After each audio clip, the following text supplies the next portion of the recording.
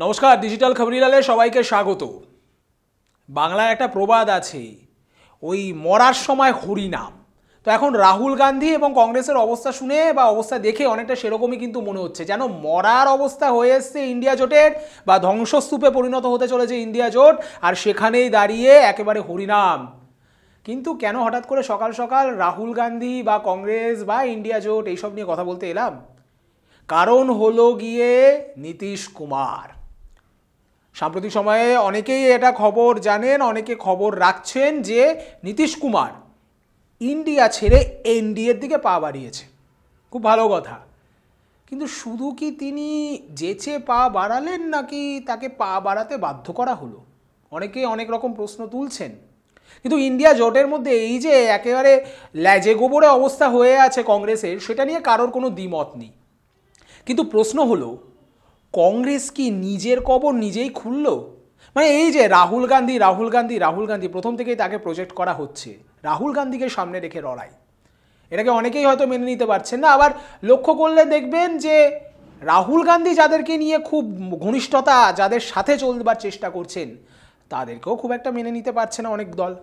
যেমন পশ্চিমবঙ্গের ক্ষেত্রে দেখুন না, সিপিএমের সাথে রাহুল গান্ধীর বা সিপিএমের লোকজনের সাথে রাহুল গান্ধীর একেবারে অন দ্য ক্যামেরা যে ঘনিষ্ঠতা বিভিন্ন সময় দেখা যাচ্ছে, মঞ্চে বলুন, মঞ্চের বাইরে বলুন, মিটিংয়ের মধ্যে বলুন, সেটা কিন্তু খুব ভালো চোখে নেননি পশ্চিমবঙ্গের মুখ্যমন্ত্রী তথা তৃণমূল সুপ্রিমো মমতা ব্যানার্জি। তিনি পরিষ্কার বলে দিয়েছেন যে 34 বছর যার সাথে লড়াই করেছি, তার সাথে আমি একসাথে হাত মিলিয়ে লড়াই করতে পারবো না।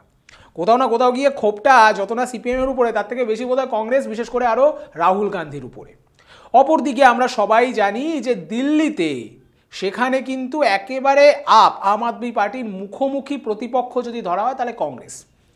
যদিও কংগ্রেসের সোনিয়া গান্ধী বা রাহুল গান্ধীর সাথে মোটামুটি একটা ঠিক আছে চলতা হ্যায় এরকম একটা সিচুয়েশনে চলে এসেছিলেন অরবিন্দ কেজরিওয়াল, কিন্তু পাঞ্জাবে রীতিমতো কংগ্রেসকে নাকানি চোপানি খাইয়ে পদচ্যুত করে কিন্তু ক্ষমতা দখল করেছে এই আপ। প্রধানমন্ত্রীর সাথে রীতিমতো পাঙ্গা নেবেন, অর্থাৎ নরেন্দ্র মোদী ভার্সেস রাহুল গান্ধী, এরকম একটা হবার একটা স্বপ্ন তিনি দেখছিলেন, অনেকেই বলছিলেন। সেটা তো হচ্ছে না কোথাও গিয়ে।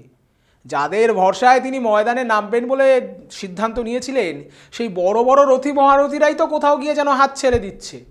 একদিকে পশ্চিমবঙ্গের ক্ষেত্রে যেমন মমতা ব্যানার্জি পরিষ্কার বলে দিয়েছেন, আমি ভাই তোমাদের সঙ্গে নেই, পরে দেখে নেব। অপরদিকে এখন খবর যেটা পাওয়া যাচ্ছে যে নীতিশ কুমারও এনডিএর দিকে গুটি গুটি পা বাড়িয়ে দিয়েছেন। পাল্টিবাজ হিসেবে নীতিশের যথেষ্ট সুনাম আছে, বা বলা ভালো দুর্নাম আছে পাল্টিবাজ হিসেবে।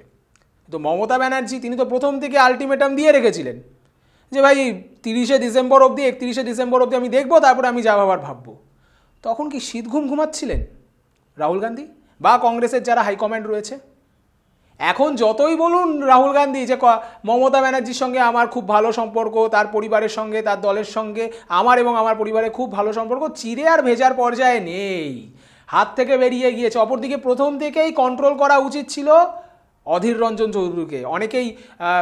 অনেক রাজনীতিবিদ বা অনেক রাজনীতির কারবারি তারা মনে করেন যে অধীর কিন্তু যতই মুখে বলা হোক ফ্যাক্টর নয় তৃণমূলের তরফ থেকে, কিন্তু আসলে অধীরই ফ্যাক্টর পশ্চিমবঙ্গের ক্ষেত্রে।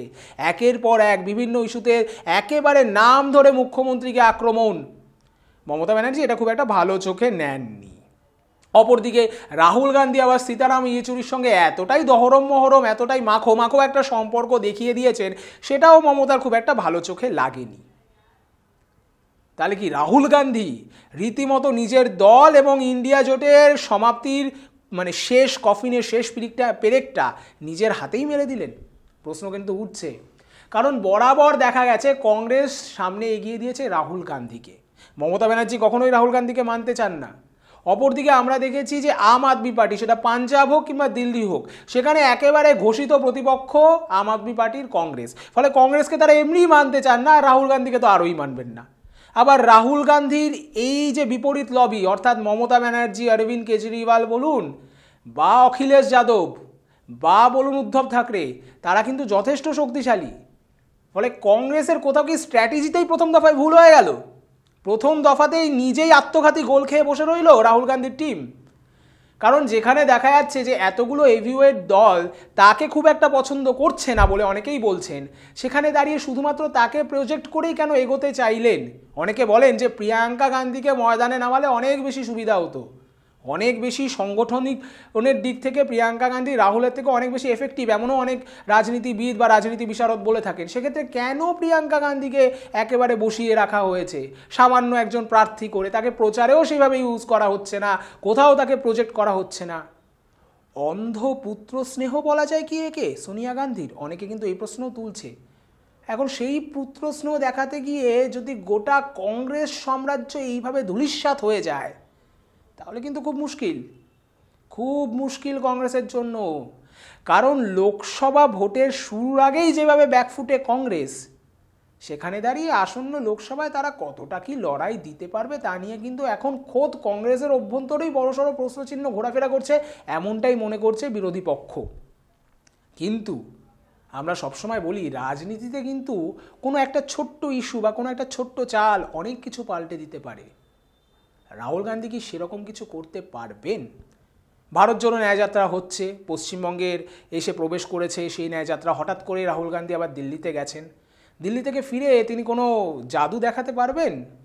কোনো অদৃশ্য মন্ত্র বলে তিনি এই গোটা সমস্যা বা গোটা পরিস্থিতির পরিবর্তন করতে পারবেন? শোনা যাচ্ছে রাহুল গান্ধী নাকি নীতিশ কুমারকেও ফোন করেছিলেন, কিন্তু সময় অনেকটা বেরিয়ে যায়নি হাত থেকে? কি প্রশ্ন কিন্তু উঠছে। ঘুড়ির সুতো হাত থেকে বেরিয়ে যাওয়ার আগেই রাহুল গান্ধীকে কি ঘুড়ির রাশ ধরার একটু বেশি দরকার ছিল, যেটা উনি অনেক দেরি করে ফেললেন? প্রশ্ন এখন এটাও উঠছে।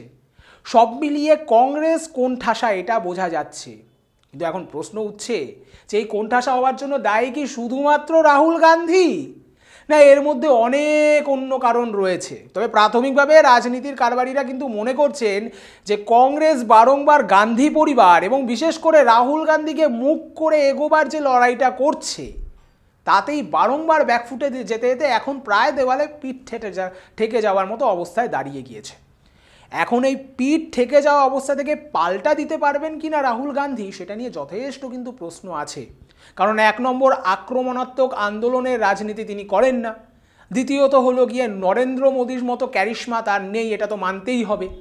তৃতীয়ত হলো গিয়ে এই মুহূর্তে নরেন্দ্র মোদীর হাতে যতগুলো ইস্যু, তার মধ্যে সবথেকে বড় হলো রাম মন্দির ইস্যু। রাম আবেগে দেশ ভাসছে, সেখানে দাঁড়িয়ে 2024-এর লোকসভার আগে কতটা সুবিধা করতে পারবেন এই ভারত জোড়ো ন্যায়যাত্রা নিয়ে যথেষ্ট কিন্তু সন্দেহ রয়েছে। এমনটা কিন্তু খোদ কংগ্রেসেরই লোকজনেরা বলা বলি করছে, সেখানে বিরোধী লোকজনেরা তো বলবেই। সব মিলিয়ে কিন্তু অবস্থা কংগ্রেসের জন্য যথেষ্ট জটিল। এখন ওই জটিল থেকেও জটিলতর অঙ্কের চক্রব্যূহ থেকে কংগ্রেসের রাহুল কি অভিমন্যু হয়ে বেরোতে পারবেন, না সেখানেই তার সমস্ত কিছুর সমাপ্তি ঘটবে? সেটাই এখন লাখ টাকা নয় কোটি টাকার প্রশ্ন। আর এরকম প্রশ্নে নজর রাখতেই আমরা চলে আসি আপনাদের সামনে প্রতিদিন। আমরা ডিজিটাল খবরিলাল, আর ডিজিটাল খবরিলাল মানেই খবর আপনাদের, নজর আমাদের। ডিজিটাল খবরিলাল, খবর আপনাদের, নজর আমাদের।